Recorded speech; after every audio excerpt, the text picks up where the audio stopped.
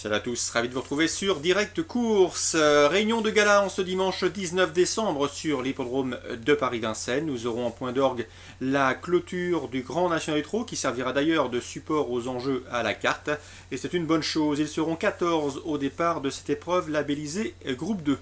Le favori sera indiscutablement dans cette épreuve numéro 13, Rapide Lebel. Il avait remporté de façon magistrale le prix d'été. Ensuite, pour ses deux premières apparitions dans ce circuit 2010, il s'est imposé de toute une classe sur l'hippodrome de Nantes. Même topo à Rouen-Boncanchi dans l'étape suivante. Cette course et cette clôture constituent son principal objectif de l'hiver. Il est hongre, les classiques lui sont fermés.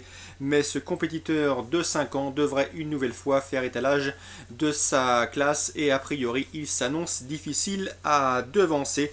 L'élève de Sébastien Garato, je vous le répète, partira logiquement favori. D'ailleurs, cette épreuve devrait sourire à ses principaux favoris, des chevaux que l'on connaît bien, qui pour la plupart ont fait de cette course un objectif à avouer dans ces conditions. Il ne faut donc pas s'attendre, tout à moins pour le tiercé, à de très grosses surprises. Ensuite, je retiendrai le numéro 10, Piombino. Il ne faut pas lui tenir rigueur de sa disqualification. Auparavant, il s'était classé bon deuxième dans l'étape de Rouen-Boncanchi, une deuxième place derrière le phénomène Rapide Lebel.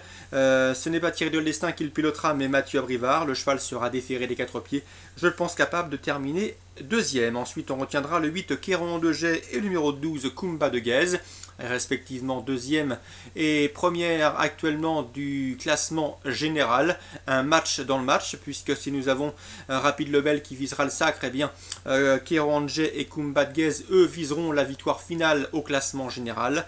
Un beau match en perspective. Sachez qu'actuellement Kumba de Guèze compte un point d'avance sur Kéron de Jet. Ces deux chevaux sont indissociables.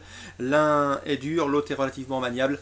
Et dans ces conditions, il devrait se livrer également une belle bataille pour l'obtention de ce sacre dans ce GNT 2010. Donc attention à ces deux compétiteurs qui ont été irréprochables tout au long des premières étapes de ce circuit. Ensuite, on fera attention également au numéro 11, Réglorieux Dubois, deuxième atout de Jean-Michel Vazir. Benoît Robin sera à son sulky. Le cheval s'est montré irréprochable depuis ses débuts en compétition. Il vient de s'imposer corde à droite. Il est également performant en corde à gauche. Il avait bien fait dans l'étape nantaise où il avait été sagement drivé par Benoît Robin. Une nouvelle fois, sa place peut-être dans le quintet gagnant. Je me méfierai ensuite du numéro 14, Opium, qui vaut beaucoup mieux que ne l'indiquent ses derniers classements. N'oubliez pas qu'il a terminé deuxième de cette étape l'an dernier. Pierre Lévesque a fait de cette course un objectif. Le cheval sera déféré des quatre pieds, c'est le plus riche du lot. Il peut redorer son blason dans cette épreuve. Il partira sans doute à une cote intéressante. Ensuite, pour les amateurs de jeu quintet, pourquoi pas citer le numéro 6, le numéro 4, Quigno du Relais, qui s'était permis le luxe de battre un hiver le Rapide Lebel. Un cheval relativement maniable, qui répète toutes ses courses, il avait bien fait dans l'étape nantaise également. Donc attention à lui, Sébastien Hardy en escompte également une belle place. Et on terminera avec le 6, c'est qu'elle arrive, une jument régulière qui répète toutes ses courses. Elle a pour elle de donner toujours sa pleine mesure sur la piste. Elle a déféré les 4 pour cette clôture et Roberto Donati ne serait pas surpris de la voir s'emparer d'une belle allocation, mais a priori elle est barrée pour les toutes premières places. Résumé chiffré de ce quintet superbe qui devrait sourire à ses principaux favoris. Le 13 Rapide Lebel, le concurrent à battre. Le 10 Piombino, jugé sur sa deuxième place de Mokanchi. Le 8 Kéron de Jet et le 12 Kumba de Guèze qui vont se disputer la victoire finale. Le 11, Réglorieux Dubois pour sa régularité. Le 14, Opium, une course visée. Le 4, Quigno du Relais, qui peut faire l'arrivée, tout comme le 6 qu'elle arrive.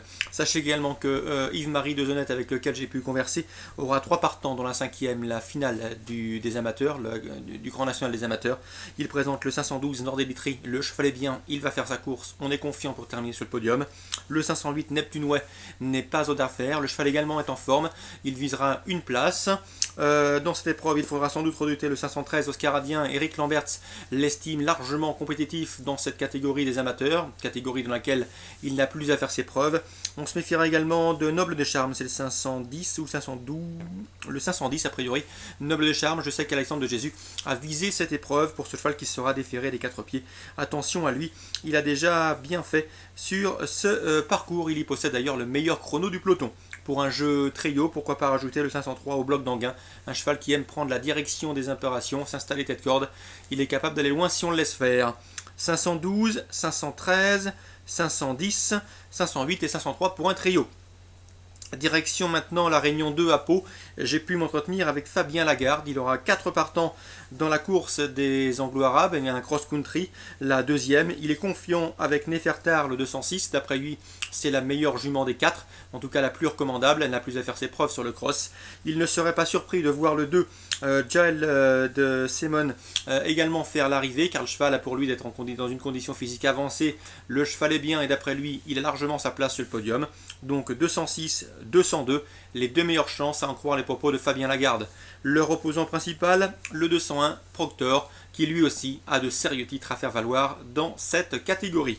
Donc je vous conseille en jeu simple placer le 206 Nefertar, un couplet avec le 206, 202 et 201. Je termine également pour vous dire qu'Éric Le Coiffier escomptait un bon comportement du 502 Good Jack, mais le lot est difficile à situer, donc y aller avec des pincettes sur cette course. C'est tout ce que je peux vous inciter à faire. Quoi qu'il en soit, la meilleure information pour Pau a été ciblée dans la deuxième course, Réunion 2 à Pau. Je vous souhaite un très bon dimanche à tous, de très bons jeux. N'hésitez pas à aller voir nos différentes rubriques sur Canal Turf. Elles vous apportent de précieux renseignements. Quoi qu'il en soit, on se retrouve très bientôt sur Direct Course.